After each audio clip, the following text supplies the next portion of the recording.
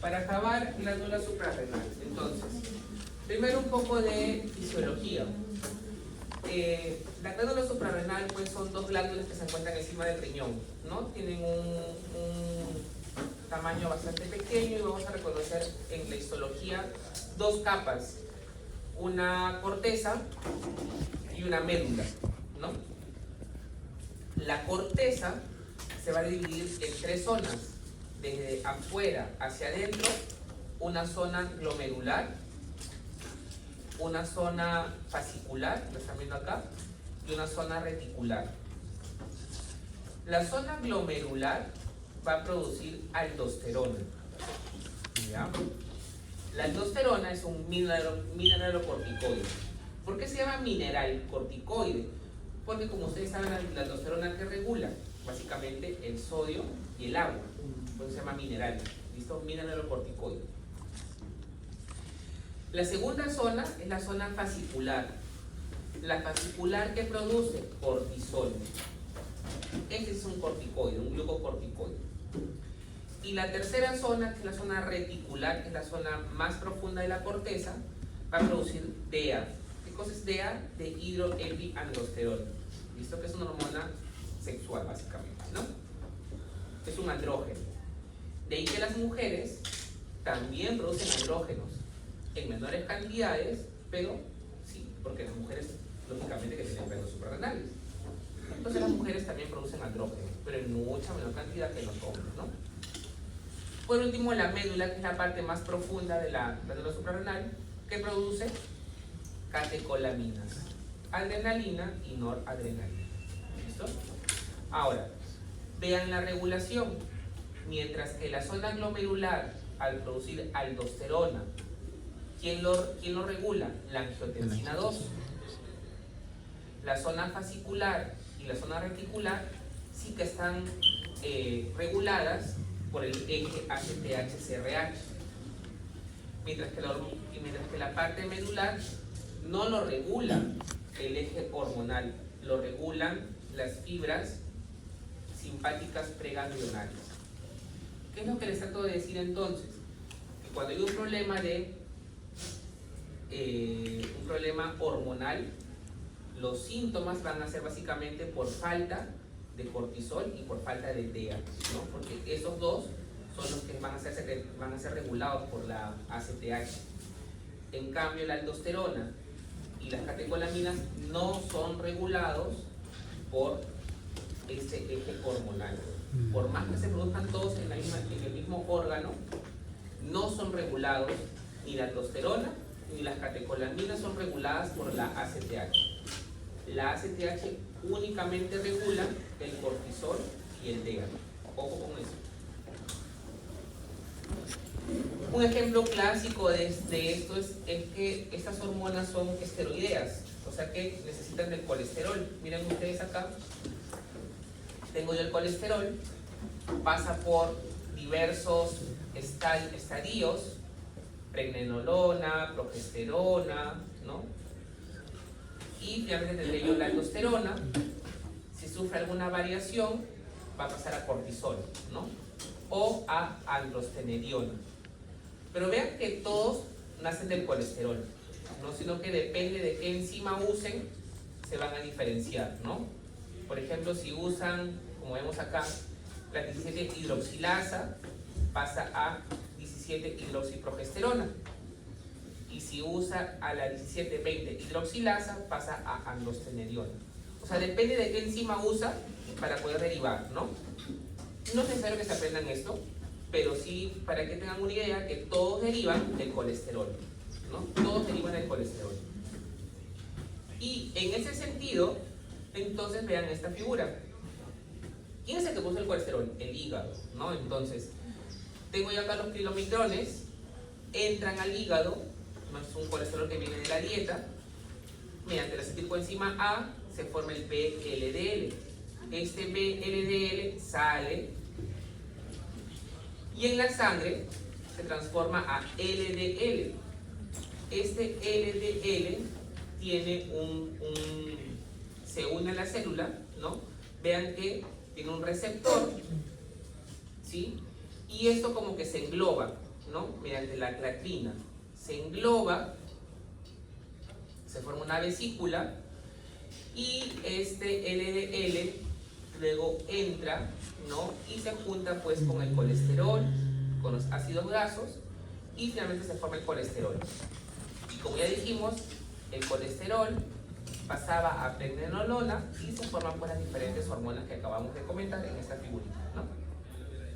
Vean que el 80%, ¿no? viene de la dieta, ¿no? El otro 20% viene de la acetilcoenzima A. Entonces vean cómo el colesterol se ha formado y finalmente ha producido las hormonas como aldosterona, testosterona, cortisol, estradiol, ¿no?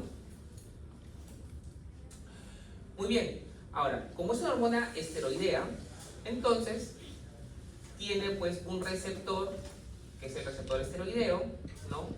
Que se encuentra dentro de la membrana, o perdón, dentro de la célula, se une pues a su receptor, induce cambios en el ADN, produce una transcripción y el ARN mensajero sintetiza esa proteína para que tenga el efecto, ¿no? Muy bien, entonces, como comentábamos, tendremos mineralocorticoides y glucocorticoides. Son muchos, ¿sí? Por ejemplo, los mineralocorticoides son todos estos, pero solamente me interesa básicamente la aldosterona, ¿no? Que es la que ejerce, como ven acá, el 90% de toda la función, ¿no? ¿Qué hacía la aldosterona? Ajá. Muy bien, entonces la aldosterona tenía que ver con jalaba sodio y así jala sodio, jala agua y ¿qué botaba? Potasio, ¿no? Pero no es la única, como ven acá, desoxicorticosterona, corticosterona, todos ellos igual tienen el mismo efecto. No solamente que la aldosterona es lo que ejerce prácticamente el 90% de toda esta función.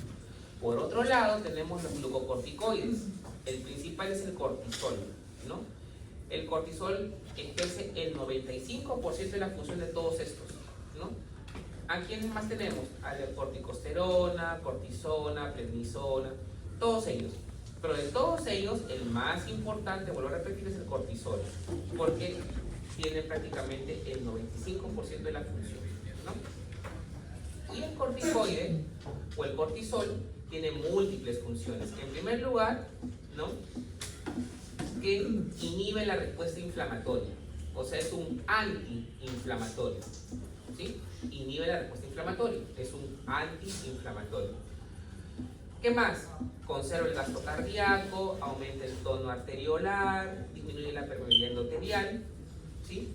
Estimula la maduración del feto, aumenta el filtrado glomerular, modula el tono emocional, la vigilia, para que uno se despierto, no se quede dormido en clase, conserva el músculo, ¿sí? Disminuye la formación de hueso, disminuye el tejido conjuntivo. Son múltiples las funciones que tiene el cortisol, ¿no?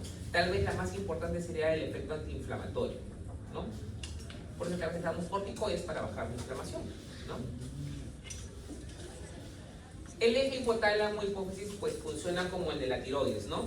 El hipotálamo, ¿qué es lo que hace? Secreta CRH, ¿sí? Eso hace que la hipófisis secrete ACTH y la glándula suprarrenal secreta cortisol. Y el cortisol es el que inhibe a la ACTH e inhibe a la CRH, ¿no? Igualito que como funciona el eje de la tiroides, ¿no? Muy bien. De ahí entonces que tendremos dos enfermedades nuevamente. Cuando no hay cortisol, que se llamará insuficiencia suprarrenal, y cuando hay mucho cortisol, que se llamará síndrome de Cushing, ¿no? Vamos con el primero. En el primero tenemos falta de los corticoides, ¿no? Del cortisol, perdón. Se llamará enfermedad de Addison. ¿Listo? Enfermedad de Addison. Nuevamente, será primaria cuando falla la suprarrenal, será secundaria cuando falla la hipófisis, o será terciaria cuando falla el hipotálamo, ¿no? Muy bien. Acá a la derecha tenemos las causas, ¿listo? Ojo, enfermedad de Addison solamente se llama cuando la causa es primaria. ¿Listo? Si es secundaria, ya no se llama Addison, se llama insuficiencia suprarrenal secundaria.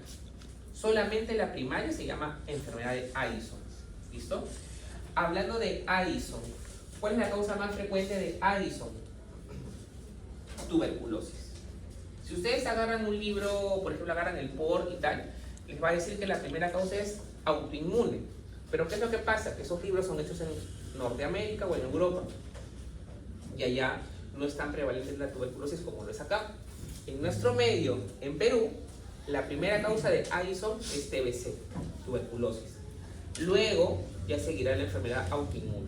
¿Listo? Entonces, si les preguntan en el examen, primera causa de Addison en el Perú, TBC. ¿Listo? TBC.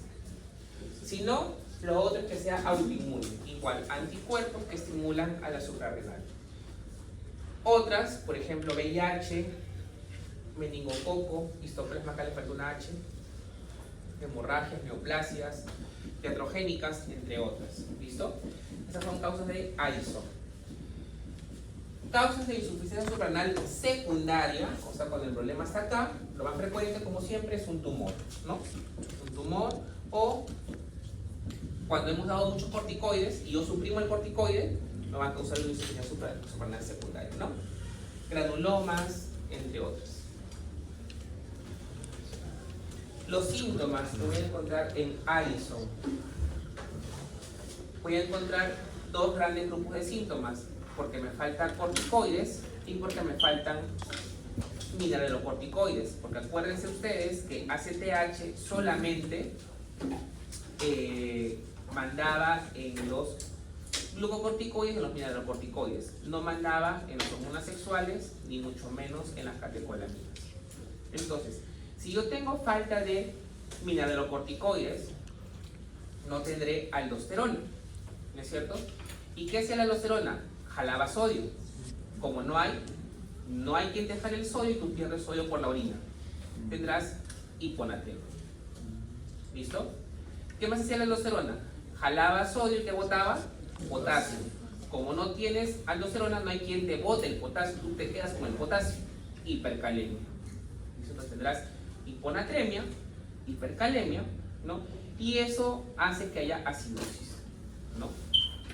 Porque por las intercaladas ALS, intercaladas B, todo eso fue lo que lo vimos en esto, ¿sí? Ya. Muy bien. Entonces, eso hace que haya una hiponatremia con un volumen plasmático disminuido. ¿Listo? Eso hace que haya menos gasto cardíaco y la presión arterial también baja. ¿Listo? Entonces, hiponatremia, hipercalemia, gasto cardíaco bajo. Ahora, los síntomas de falta de corticoides, de glucocorticoides. Tendré entonces la glucosa, porque sabemos que el cortisol regulaba la glucosa, ¿no? Entonces, no se puede mantener la glucosa entre comidas, porque la falta de cortisol hace que no se pueda secretar grandes cantidades de glucosa, ¿no? Entonces, falta de corticoides me va a dar problemas con la glucosa. ¿Qué otros síntomas voy a tener? Y eso, presten atención acá. En la enfermedad de Addison, que era la insuficiencia primaria, va a haber hiperpigmentación. ¿Por qué? Miren este paciente con las encías más pigmentadas, las manos, ¿sí? Los codos. Esto es una enfermedad de Addison. ¿Por qué? Acá tengo yo un precursor. Tengo este precursor que se llama propio melanocortina. ¿Listo? Este precursor se divide en varias partes y una de ellas va a ser la ACTH. ¿Listo? Y otra parte de ellas va a ser esto que se llama MSH. ¿Qué significa MSH? Hormona estimulante de los melanocitos. ¿Listo? MSH es hormona estimulante de los melanocitos. ¿Y qué hace esa hormona estimulante de los melanocitos? Aumentar la melanina. ¿Y qué es lo que hace la melanina? Te va a dar el color de la piel, ¿no es cierto? El tono de la piel. Muy bien. Entonces, esta MSH aumenta la melanina. Muy bien. Cuando hay una enfermedad de Addison, por definición, como es Addison, va a estar bajo el cortisol y elevada la ACTH. ¿No es cierto? Sí, porque es primario, ¿no? El problema está acá. Baja cortisol y se eleva la ACTH. ¿Así estoy bien o no? Porque es primario, ¿no es cierto? Ya. Ahora, como aumenta la ACTH, como aumentó esto, también va a aumentar esto. Es por eso que la consecuencia de un aumento de ACTH es que también haya un aumento de MSH. Y eso va a hacer que el paciente esté pigmentado. ¿Listo? Pero ¿qué es lo que pasa en la insuficiencia suprarrenal secundaria? En la insuficiencia secundaria. Como es secundaria, está bajo la ACTH y como consecuencia baja el cortisol. Porque el problema, como es secundario, está acá arriba, ¿no es cierto? Como está bajo el ACTH, también va a estar baja la MSH. Es por eso que en Addison, que es primario, sí va a haber hiperpigmentación, pero en la secundaria, que el problema está acá arriba, no va a haber hiperpigmentación. ¿Se entendió o no? No. Vuelvo a repetir. Se supone que Addison es el primario, ¿no es cierto? Addison es primario, ¿sí? Como es primario, se supone que el problema es que tengo bajo cortisol, pero como mecanismo compensatorio, como es bajo cortisol, va a ser aumentada la ACTH. Y este aumento de ACTH hace que se aumente la MSH. Y el aumento de la MSH me va a dar esta hiperpigmentación. Eso ocurre en el primario, también llamado Addison. En el secundario, el problema está acá arriba. Por lo tanto, tendré bajo ACTH y como consecuencia, bajo cortisol. Como el ACTH está bajo, también está baja la MSH. Es por eso que en el secundario no hay hiperpigmentación, en el primario sí. Ahora sí. Entonces acuérdense, ¿eh? En Addison hay hiperpigmentación, en el secundario no hay. Síntomas ya los comentamos, ¿no? Debilidad, fatiga, anorexia, baja de peso. Si es primario, si es un Addison, hiponatremia, hipercalemia, acidosis, hiperpigmentación. Si es secundario, el problema está acá arriba, ¿sí? Puedo tener cefalea, amenorrea, hipogonadismo, porque generalmente es un tumor que hace que bajen las demás hormonas. ¿Ok? Ya para acabar ahora sí, lo opuesto sería el síndrome de Cushing. El síndrome de Cushing sería el exceso de hormonas suprarrenales, ¿no? El exceso. Tendremos dos tipos de Cushing. Cushing endógeno y Cushing exógeno. ¿A qué me refiero con el endógeno? Es que el mismo cuerpo produce mucho cortisol. ¿Listo? El mismo cuerpo produce mucho cortisol. En el exógeno, ¿ok? Yo le he dado al cuerpo cortisol. Generalmente yo he administrado, ¿no? Yo he dado corticoides. ¿Sí? Entonces, el más frecuente es el exógeno. ¿Listo? El exógeno. ¿Por qué se produce el exógeno? Como lo repetí, porque yo le di a mi paciente un exceso de corticoides. Le dije que tomara prednisona por 3 meses, 4 meses, medio año, y no me percaté que el dar prednisona produce síndrome de Cushing, porque es corticoide. Le puedo dar prednisona, metilprednisolona, betametasona, todos esos fármacos que son corticoides. Entonces, el haber dado un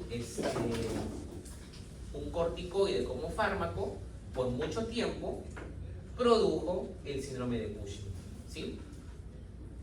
Lo más, incluso sin recetar, los pacientes, la gente que no sabe, va a la farmacia, le piden algo para la inflamación, le dan prednisona. Y si toman esa prednisona por mucho tiempo, van a tener el síndrome de Cushing. Entonces, esa es la cosa más frecuente de Cushing, un Cushing exógeno. Por otro lado, tenemos el Cushing endógeno. Aquí sí el cuerpo está produciendo mucho cortisol. Y en el Cushing endógeno tenemos dos subtipos. ACTH dependiente y ACTH independiente. ¿Listo? Como es ACTH dependiente, o sea, depende del ACTH, ¿quién es el que produce el ACTH? Acá arriba, ¿no es cierto? Entonces mi problema es en la hipófisis. Como es ACTH independiente, entonces el problema no está acá arriba, el problema está acá abajo, en la suprarrenal. ¿Listo? Y eso tienen que saberlo bien, porque para yo poder diagnosticar, o busco acá arriba o busco acá abajo. Entonces, si es ACTH dependiente, depende del ACTH. ¿Quién produce ACTH? Acá arriba, ¿no? El problema está en la hipófisis. O lo otro es que haya algún otro órgano, como por ejemplo el pulmón, que me esté produciendo ACTH. O sea, sería ectópico. ¿Listo? Lo más frecuente, pulmones. ¿Listo? Un cáncer de pulmón produce ACTH. Si es ACTH independiente, como es independiente, el problema no está acá, el problema está acá. Entonces, un tumor de suprarrenal. ¿Listo? Muy bien, entonces, Cushing endógeno, Cushing exógeno. Este es el más frecuente, el exógeno. ¿Listo? Por haber dado pastillas, como dice ahí. Como ven acá, el iatrogénico, ¿no? Por tomar pastillas esteroides. Síntomas del Cushing. Vean acá, esta cara redonda, ¿no? Se llama típicamente fase de luna llena, ¿no? Porque es una cara redonda, ¿sí? Que es lo que yo observo, que está un poco más como chaposo, como rubicundez, ¿no? Eso se llama plétora facial, ¿no? Tiene acné también esta persona, ¿sí? ¿Es hombre o mujer? Es mujer, ¿no? ¿Y qué ven acá? Como bigote, ¿no? Eso se llama hirsutismo. Vean estas cejas bastante pobladas, ¿no? Vean esto, acné, esto es típico, ¿no? Acá veo la fase de luna llena, plétora facial, veo acné, veo hirsutismo, ¿sí? ¿Qué veo acá? Caída de cabello, alopecia, ¿no? ¿Qué es lo que estamos viendo acá? Son estrías, ¿no? Y infecciones en las uñas. Entonces, eso. Luego tendría osteoporosis, esta jiba, que es como joroba de búfalo, infertilidad, obesidad central, estrías, amenorrea, es falta de menstruación, debilidad muscular, hematomas, entre otras cosas. Ya para acabar, ¿cómo diagnostico Cushing? Entonces, primero, lo que tengo que hacer es preguntar si está tomado pastillas, ¿no? Que, como dijimos, que es lo más frecuente. Primero pregúntele, oye, ¿has estado tomando corticoides en la farmacia? Sí, he estado tomando prednisona por medio año. A ver, ya tienes ahí el diagnóstico, ¿no? Pero supongamos que no, entonces tengo que hacer uno de los siguientes tests. Uno, puedo pedir el cortisol libre en orina de 24 horas. ¿Cómo hago eso? Le digo al paciente que orine todo un día y que junte la orina de todo el día, ¿no? ¿Cuánto uno orina en un día? ¿Cuánto orinaban en un día? Maldición. ¿Cuánto orinaban en un día? Lo vimos en nefro. 1440, ¿no? 1,5 litros. Ya, le digo al paciente que junte ese 1,5 litros de orina, ¿sí? Y eso lo llevo al laboratorio. Y en ese 1,5 litros voy a ver cuánto tiene de cortisol. Si está elevado, indicativo de que tenga Cushing. Esa es una prueba. La otra prueba es que le pido el cortisol, pero en la saliva. Ojo, no voy a juntar la saliva de todo el día. No. Sino que le pido la saliva de la noche. ¿Listo? Una muestra de saliva en la noche. Y también mido el cortisol ahí. O lo otro es que yo le dé 1 miligramo de dexametasona, que es un corticoide. Se supone que la dexametasona te va a suprimir, ¿no es cierto? Porque ya le estás dando la hormona. ¿Sí? La dexametasona es un medicamento, pero tiene función de corticoide. Si yo le administro dexametasona, voy a suprimir el eje. O sea, yo debería de suprimir el eje, ¿no? Ahora, ¿Qué pasa si es que yo hago uno de esos tres test y veo que, por ejemplo, al dar dexametasona no se suprime, ¿no? Entonces, eso es algo considerado como patológico. Entonces tengo que repetir los estudios, realizar el cortisol plasmático de noche o realizar el test de la hormona del CRH que está disponible. Si sale patológico, entonces ya como que es un Cushing, ¿no? Y si no, si es inconcluyente, hay que volver a repetir los tests. Entonces recuerden, uno de los siguientes tres tests: cortisol en orina 24 horas, cortisol en la saliva de la noche o el test de supresión de la dexametasona. ¿Listo? Bueno, una vez que tenemos el diagnóstico de Cushing, entonces vamos a buscar de dónde es. Si es exógeno, simplemente decimos que ya no tome corticoides, ¿no? Si es endógeno, tenemos que buscar si es ACTH dependiente o ACTH independiente, ¿no? Porque si fuera ACTH dependiente, el problema está acá arriba. Yo le voy a pedir una tomografía de cerebro. Pero si es ACTH independiente, el problema está acá abajo. En lugar de pedir una tomografía de cerebro, pido una tomografía de abdomen.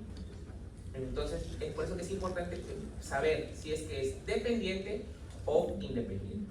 ¿Listo? Ahora, si estamos diciendo que lo más frecuente es por dar pastillas, lo que ustedes van a hacer al paciente es que ya no tome las pastillas. ¿Listo? Pero para yo poder retirar el corticoide, tengo que hacerlo escalonadamente.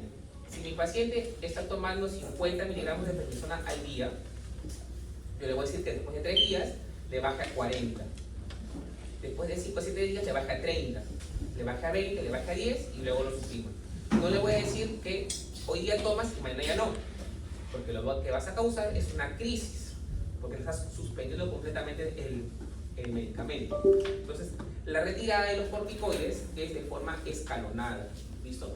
¿Cuántos días? Entre 5 a 7 días le bajas un poco, le bajas un poco. Generalmente le bajas, si está como les digo, en 50, le bajas a 40, 30, 20 días, ¿no? Pero nunca le quiten de forma bruta.